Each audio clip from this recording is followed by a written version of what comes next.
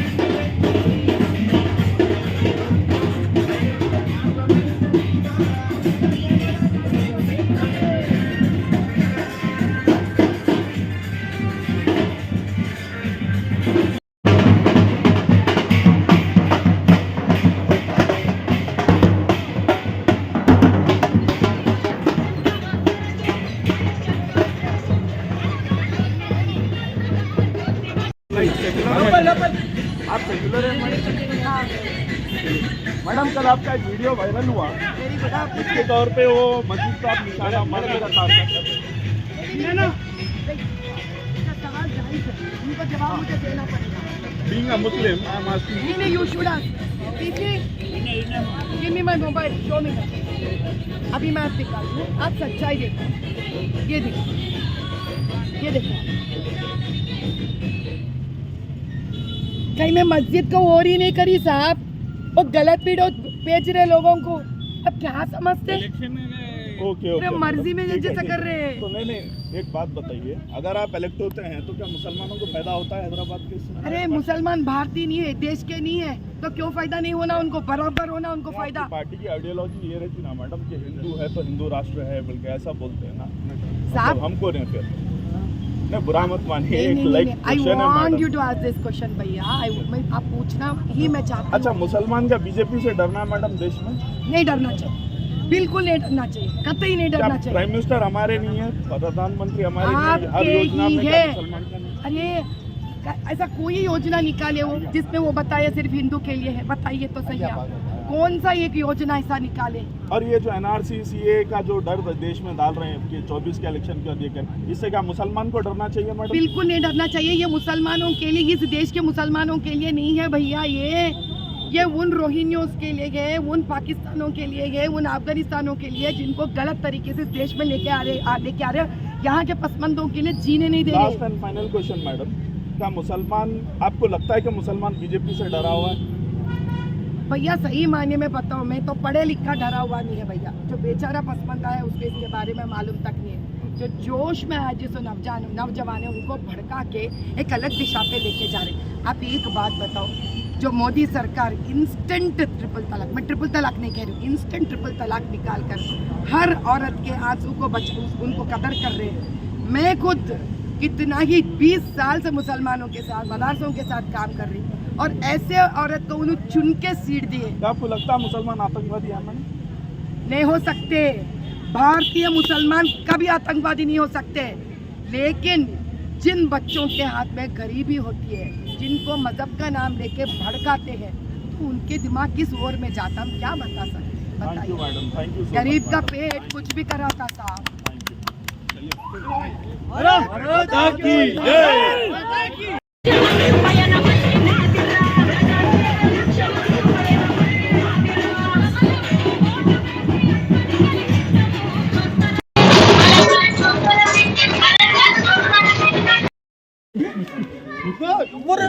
ఎవరు మతం గురించి కాదు మేము మాట్లాడేది, అందరం మంచిగా ఉండాలి, అందరం మంచిగా ఉండాలి. మీరు వచ్చిర్రు, మాకు చాలా ధన్యవాదాలు. అక్కని గెలిపియండి, వారానికి ఒకసారి మన బస్సులలో తిరుగుతాం మన ఏరియాలో. మలక్పేట మాట ఇచ్చింది నేను చెప్పిన ఏం తెలుసా, మీరు వచ్చిర్రు, మా దర్శనం అయింది. చాలా భారత్ మాతా కీ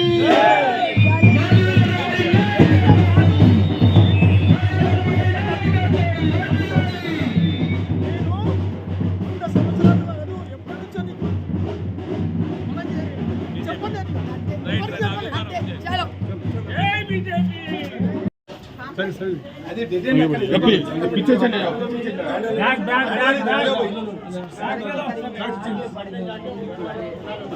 निकलो इधर से ना। अंदर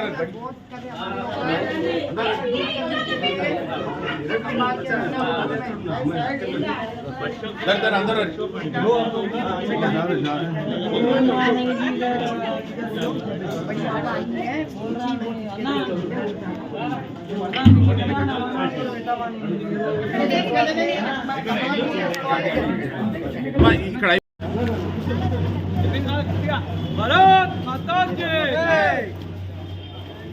వాహ్ కొట్టేయి చూడు కమలపు ఏమైనా నీ బిడ్డ లెక్క గెలుచుకో, అర్థమైందా?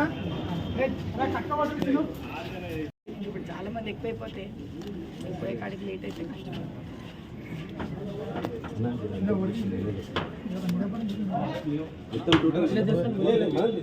మనదే వేరు, అందరూ జగదన్న ఇట్లా అంటే ఒక రకమైన అలసట మాయూసి పని ఉంది కదా, అది పోగొట్టి అందరితో ఇప్పుడు ఈడ వేరే పార్టీ పోటీ వేయకపోవడం ఒక పద్ధతి కదా. అందరం లేచి ఇన్ని ఓట్లు పడలేదు. ఇప్పుడు 800 ఓట్లు ఉన్న తానా మేము 200 వేసినామమ్మా, మేము అందరికన్నా ఎక్కువ అనుకుంటే ఇంకా వర్కౌట్ అయ్యేది రావి. 1000 ఉంటే 1000 మంది లేవాలి, 1000 మంది ఓట్లు అప్పుడు వర్కౌట్. వాళ్ళేమో రిగ్గింగ్ ఓట్టుకోలే, మనం ఉన్న ఓట్లు కూడా లేచి ఇవ్వకుంటే ఎట్లా? అది ఈసారి నువ్వు పెద్ద మనిషి లెక్క మనం మార్చాలనుకుంటున్నాం, మనం ఒక మంచి భవిష్యత్తు ఇద్దాం అనుకుంటున్నాం. ఈసారి మోదీ సర్కార్ గట్టిగా పట్టుబట్టింది, ఇంకా దీన్ని కూడా మనము అందంగా తయారు చేసుకోవాలి. ఇప్పుడు దేశమంతా ఒక దిక్కుకెళ్ళి కాన్స్టిట్యూన్సీలో ఒక్కొక్క దిక్కుంటే ఎంతకన్నా గొప్ప మనిషి. ఇప్పుడు పెద్ద పిల్లలు అయిపోతే వదిలేసిపోతా ఉంటారు, ఇంకా ఏం మిగులుతుంది? ఇంకా ఇప్పుడు కొంచెం చలనం వచ్చింది, రావాలి రావాలి చలనం రావాలి. మన హైదరాబాద్ లోక్సభ పార్లమెంట్ కూడా జూబ్లీహిల్స్ బంజారాస్ లాగా ఉండాలనే కోరిక రావాలి, అది తీసుకురావాలి. అందుకు తిరుగుతున్నా నేను, మేమందరం తిరుగుతున్నాం మొత్తం. ఇలాంటి పెద్దలు కూడా సహకరించి మీ ఆశీర్వాదంతో ఆ రోజు నువ్వు ప్రిన్సిపల్ కావాలి, కర్ర పడుకున్నాడు, చల్ చల్ చల్ ఓటే ఓటే ఓటే అన్నా. లేవు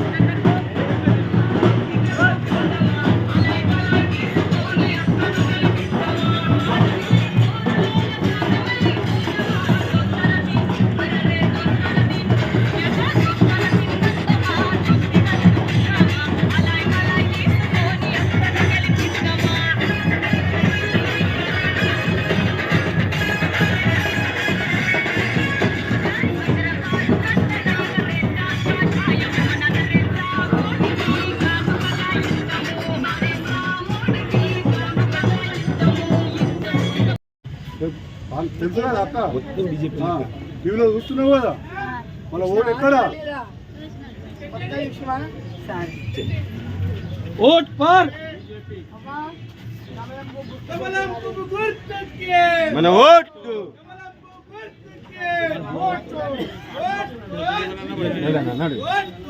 బీజేపీ. భారత్ మాతా కీ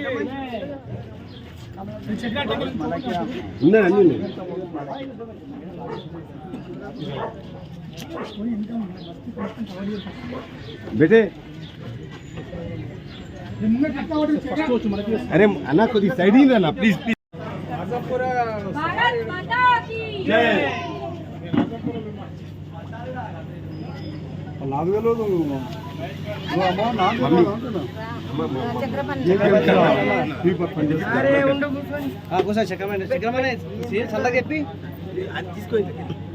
అరే ఒక చాలు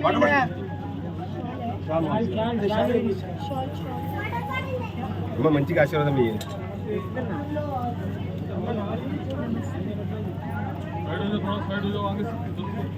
మమ్మీ మిల్కీ కరావి మన ఏరియానే స్పీకింగ్ చేస్తారు. కొంచెం మమ్మీ ఇక్కడ కిందికి రా. నేనే ఇక్కడ మా బిడ్డను బిడ్డ పేరు మమ్మీ అబ్బా సాల్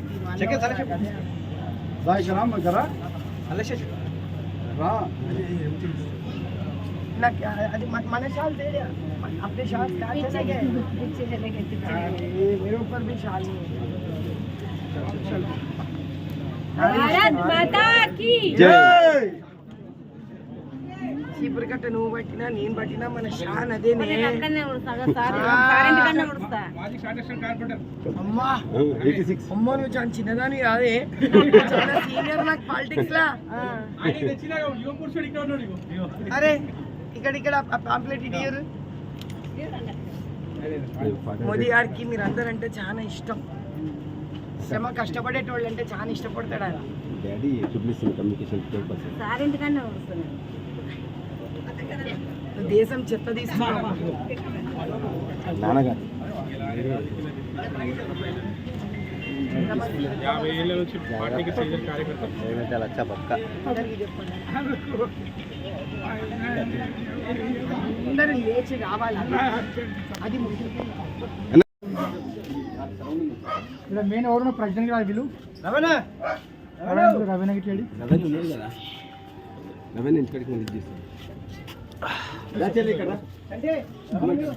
వాళ్ళు మాది మున్సిపల్ క్వార్టర్స్. మా నాన్న వాళ్ళు మా అమ్మమ్మ వాళ్ళు ఇక్కడనే ఉండి పశువులు. అయితే వాళ్ళు ఎంప్లాయ్ ఉన్నప్పుడు రెంట్ కట్టేది ఫస్ట్ వాళ్ళు రెంట్ కట్టేవాళ్ళు ఇది మున్సిపల్కు. దాని తర్వాత మాకు సొంతం వేసుకుని ఎంత చేయలేదు. అయితే మనం 58-59 తెలంగాణ వచ్చినాక జీవోగా అప్లై చేసుకున్నాం. 59 కింద అప్లై చేసుకున్నప్పుడు మాకు ఒక్కొక్క ఇంటికి ఒక రేట్ ఇచ్చిరు. 10% ఒక ఇష్యూ, 25% ఒక ఇష్యూ. అంటే 10% అంటే స్లమ్ కదా, స్లమ్ అని దీనికి ఉన్న గవర్నమెంట్ రేటు బట్టి 10% వేసిరు. అంటే 10 లక్షల ఇళ్ళకు 1,10,000 వేసిరు. ఇట్లా ఒక ఇంటికి 3 లక్షలు 4 లక్షలు వేసిరు. ఇది ఎందుకు వేసి ఇట్లా 1%, 10% ఎందుకు వేసి మాకు ఇట్లా పర్సెంట్ మాకు అవసరం లేదు. మాకు యథాస్థాయి మాకు సొంతం కట్టుకున్నాం. ఆల్రెడీ మాకు మున్సిపల్ వాళ్ళే సొంతం ఇస్తున్నారు. అప్పుడు ఇవ్వలేదు. 59 జియో ప్రకారం మావి వస్తలేరు. కనీసం అమౌంట్ కట్టుకుంటాం, అందరికి సేమ్ ఇవ్వండి అన్నాం. లేదు మాకు రేట్లు వచ్చేసింది, అది రేటుకి ఇస్తాము, కంప్యూటర్ మిస్టేక్గా మా మిస్టేక్గా తెలుస్తుంది అని మాకు ఆఫీసర్ తిప్పుతున్నారు. కానీ ఎవరికి ఇంత సొంతం ఇస్తలేరుగా. ఈ జీవో అక్కడనే అయిపోయింది. అప్లై చేసినాక కూడా మొన్న మళ్ళీ క్యాన్సిల్ అయిపోయింది. మళ్ళీ ప్రశ్న వేస్తా. మేడం, తెలంగాణ బీఆర్ఎస్ గవర్నమెంట్ అంటుంది. బీఆర్ఎస్ గవర్నమెంట్ వచ్చినప్పుడు మీకు ఏం ప్రామిస్ చేసిండ్రు? జీవో కింద మాకు సొంతం ఇస్తున్నారు. 59 జీవో కింద అప్లై చేసుకుంటే మీ ఇళ్ళ డబ్బులు తీసుకోకుండా సొంతం చేస్తా అన్నారా? ఎంతో కొంత పర్సెంటేజ్, కొంత పర్సెంట్ కట్టుకున్నారు. ఎంత పర్సెంట్ అంటే 10% కట్టుకున్నారు. 10% ఆఫ్ వాట్ కాస్ట్? ఏ ధర మీద 10%? ఇక్కడ గవర్నమెంట్ రేట్ మేడం, ఇది మున్సిపల్ పర్చేస్లో కొంచెం గవర్నమెంట్ రేట్ ఉన్నదో ఆ దాని మీద 10% మీరు కడితే ఇల్లు మీ సొంతం ఇస్తామన్నారు. ఓకే అని జియో ఉంది. జీవో ఉన్నది. ఆ జియో పంపించండి. మేడం. ఇంకో విషయం ఏంటంటే పక్కన బ్యాంక్ అల్లి ఉన్నది, దాని రేటే కట్టించారు మాకు. అక్కడ 70,000 నడుస్తున్నది. అదే మున్సిపల్ క్వార్టర్స్. ఇది total government employees labour quarters. ఇది కాకపోతే ఆ రేట్ ఇక్కడ పెట్టింది. చక్ర నువ్వు మొత్తం చెప్తలేవు. వీళ్ళు ఆల్రెడీ సర్వెంట్లలో వీళ్ళకి గ్రాడ్యుయేట్ పట్టుకురు మేడం. రిటైర్మెంట్ అయినప్పుడు గ్రాడ్యుయేట్ పట్టుకుంటారు. దాదాపు 3 లక్షలు, 4 లక్షలు, 5 లక్షలు ఇట్లా పట్టుకురు ఇల్లున్నందుకు. ఇల్లు ఉన్నందుకు గ్రాట్యుటీ పట్టుకున్నారు మేడం. మళ్ళీ వీళ్ళు రెంట్లు కూడా కడుతున్నారు. రెంట్లు కట్టించుకున్నారు. కాకపోతే ఇప్పుడు గ్రాడ్యుయేట్ పట్టుకున్నాక గ్రాడ్యుయేట్ డబ్బులన్నీ ఇవ్వాలి కదా మేడం. మళ్ళీ ఇంకా ఉల్టా డబ్బులు పే చేయాలంటే ఎడికలు పే చేయాలి మేడం, చెప్పండి. అది కాదు. ఇప్పుడు మరి ఈ ఉద్యోగాలు అట్లనే ఉన్నాయా? రెంట్లు ఎవరికి కడుతున్నారు? ఇంకొక విషయం ఏంటంటే తీరుకుంటా పోవాలి.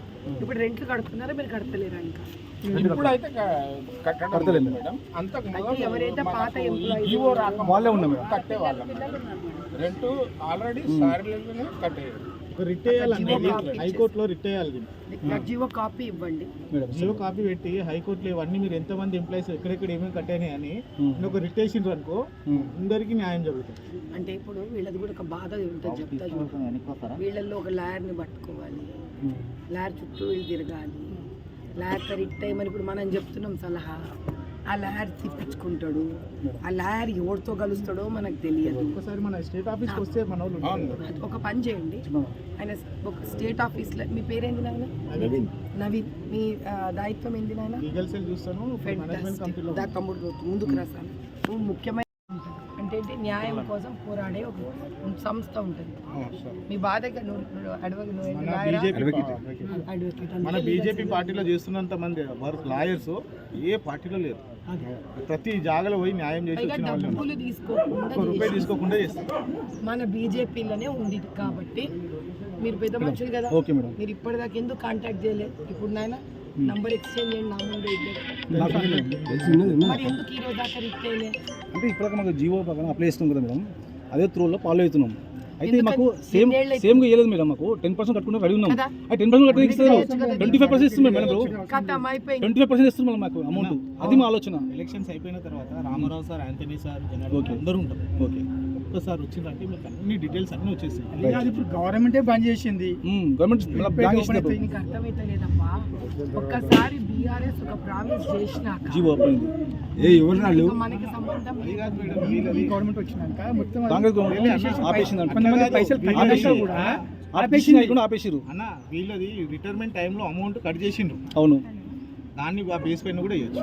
అది గ్రాడ్యుయేట్ కట్ అది ఉంది, అవన్నీ అది జానే. గ్రాడ్యుయేట్ ఏదైతే కట్ అయింది చూడు ఆ బేస్ పైన ఇప్పుడు ఇంకో మాట చెప్తాను, ఈ కాంగ్రెస్ గవర్నమెంట్ పవర్ అనుకున్నాం అనుకో, గెలవలేదు. ఆడెవ్వడైతే మనకేంది, మనం చేసేది మనం చేద్దాం అనుకుంటే వాడు ఎవ్వడైనా ఇంత అయిపోతాడు, మనం పెద్ద అయిపోతాం. మన చేతిలో ఓట్లు ఉన్నాయి, మనం గెలిపిస్తే గెలిచిండాడు, మనం గెలిపేయకపోతే గెలవాడు. ఏం లేదు, మేము ఫస్ట్ మనము కలెక్టర్ ఆఫీస్లో ఒక ధర్నా చేస్తే అయిపోతుంది, మీ ఆధ్వర్యంలో ఖతం అయిపోతుంది. ఆర్థిక అవసరం లేదు. ముందు రిట్టు వేసి రెండు పద్ధతుల్లో పోవాలి, గుర్తుపెట్టుకో. మన రెండు పద్ధతుల్లో వాళ్ళ అబ్బాయి చెప్పింది తప్పు కాదు, కరెక్ట్ చెప్తుంది. గ్రాట్యుటీ కట్ అయిందని చెప్తాను, ఆ కట్ అయిన దాని మీద ధర్మబద్ధంగా లా కోర్టుకి వెళ్దాం. కోర్టులో వేసినాక ఈడ కూడా కూర్చుంది, రెండే చేద్దాం. అర్థమైందా?